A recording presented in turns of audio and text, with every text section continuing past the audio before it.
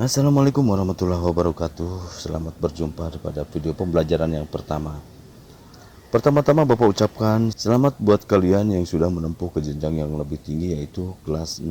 Video pembelajaran kali ini membahas tentang tema 1, subtema 1, pembelajaran 1. Marilah kita amati gambar berikut ini. Di sini terdapat macam-macam makhluk hidup, diantaranya adalah manusia, hewan, dan tumbuhan. Setelah kalian mengamati gambar tersebut, lalu kita simpulkan bahwa hewan dan manusia memperoleh manfaat dari tumbuhan.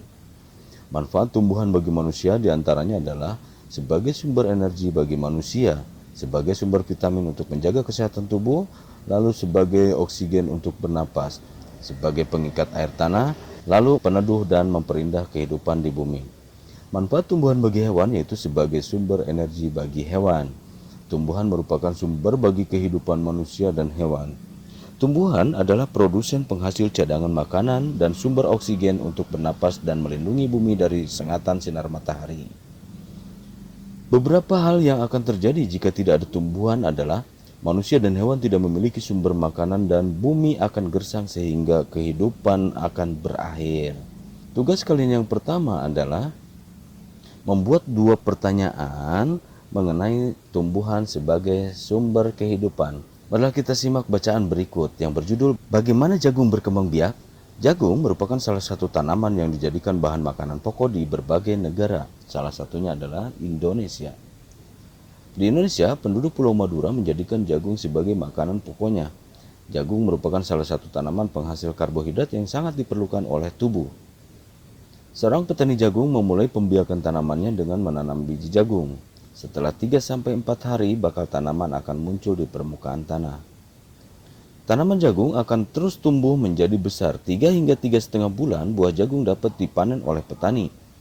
Buah jagung yang berbentuk seperti tongkol pada mulanya berupa sekuntum bunga. Bunga jagung memiliki helai-helai rambut halus pada bagian ujungnya. Pada helai rambut tersebut terdapat tepung sari. Tepung sari akan terbang terbawa angin ketika angin bertiup.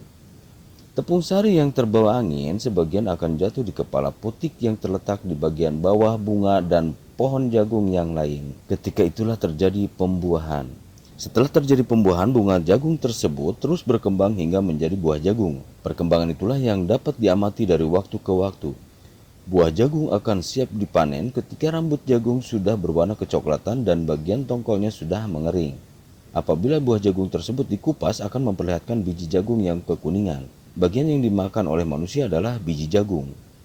Supaya jagung selalu tersedia sebagai bahan makanan manusia, maka petani jagung harus menanam kembali sebagian biji jagung dari hasil panen. Maka petani jagung harus menanam kembali sebagian biji jagung dari hasil panen. Biji jagung yang tua dapat ditanam kembali. Dari sinilah akan dimulai lagi perkembangbiakan jagung. Setelah kalian menyimak bacaan tadi, lalu tulislah ide pokok dan informasi penting dari bacaan tadi. Di sini terdapat 5 paragraf. Bapak berikan contoh pada paragraf pertama, yaitu jagung merupakan salah satu tanaman yang dijadikan bahan makanan pokok di berbagai negara. Lalu paragraf 2, petani jagung memulai pembiakan tanamannya dengan menanam biji jagung. Nah, lalu untuk paragraf ketiga sampai 5 silahkan kalian kerjakan.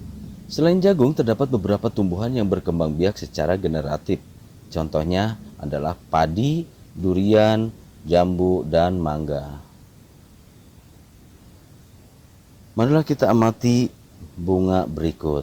Di sini terdapat nama-nama dari bunga tersebut. Di antaranya ada tangkai bunga, dasar bunga, lalu kelopak, bakal biji, benang sari, tangkai putik, kepala putik, tangkai sari, kepala sari, dan mahkota. Tugas yang ketiga kalian adalah 1. Mengamati lingkungan yang ada di sekitarmu.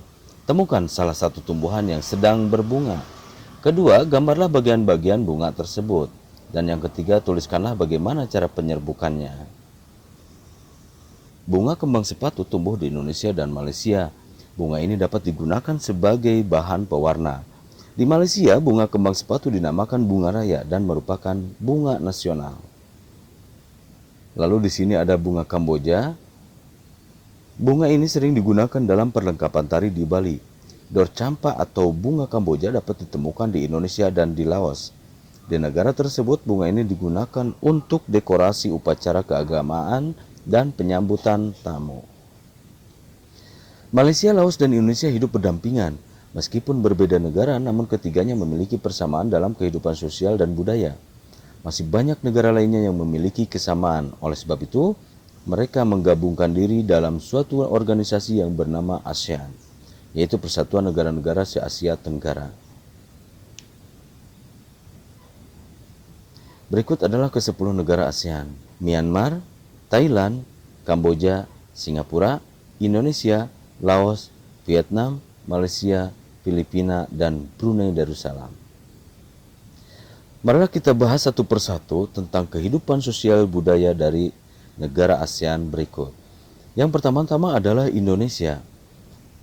Indonesia memiliki keberagaman etnis, suku, budaya, dan agama yang terbentang dari Sabang sampai Merauke. Indonesia terkenal dengan keramahannya. Lalu yang kedua adalah Brunei Darussalam. Brunei Darussalam memiliki Kampung Anyer. Kampung Anyer adalah desa terapung yang ada di Brunei Darussalam. Mayoritas penduduknya adalah orang Melayu. Secara tradisional, orang Brunei tidak berjabat tangan dengan lawan jenis. Lalu yang ketiga adalah Malaysia. Malaysia memiliki patung khas, yaitu patung Dewa Murungga yang berukuran 42,7 meter.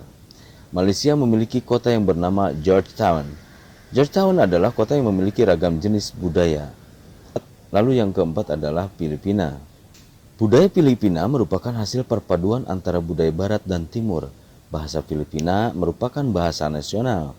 Adapun bahasa Inggris adalah sebagai bahasa pengantar. Filipina juga memiliki tarian khas yang dinamakan tarian tinikling.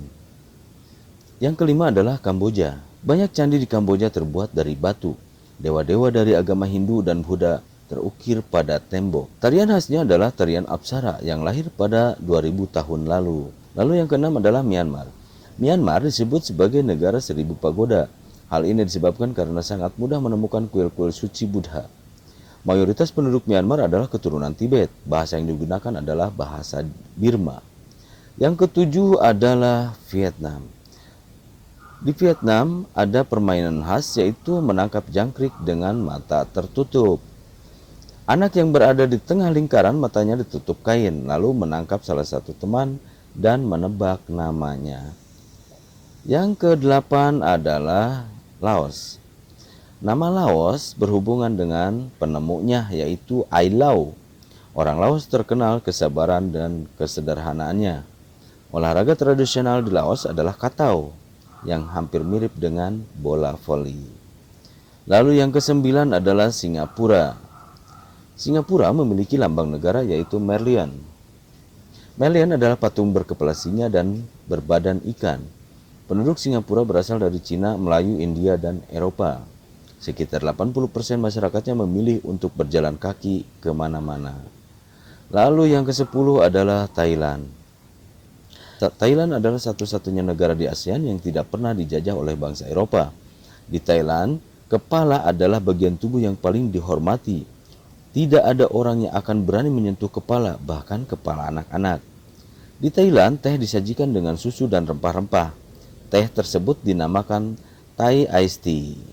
Tugas kalian berikutnya adalah mencari informasi lebih dalam lagi tentang negara-negara ASEAN. Lalu tuliskan karakteristiknya. Dan di tengah lingkaran, kamu dapat menuliskan persamaannya. Sebagai contoh, Bapak menuliskan negara Malaysia dan Filipina. Perbedaannya yaitu ibu kotanya, Malaysia beribu kota Kuala Lumpur, sedangkan Filipina beribu kota Manila. Lalu, mata uang dari Malaysia adalah ringgit dan mata uang Filipina adalah peso. Dan luas wilayah Malaysia adalah 330.803 km persegi. Sedangkan luas wilayah Filipina adalah 343.448 km persegi. Dan persamaannya adalah sama-sama menjadi anggota ASEAN. Begitu juga dengan letaknya yang ada di kawasan Asia Tenggara. Demikianlah pembelajaran kali ini, semoga bermanfaat. Assalamualaikum warahmatullahi wabarakatuh.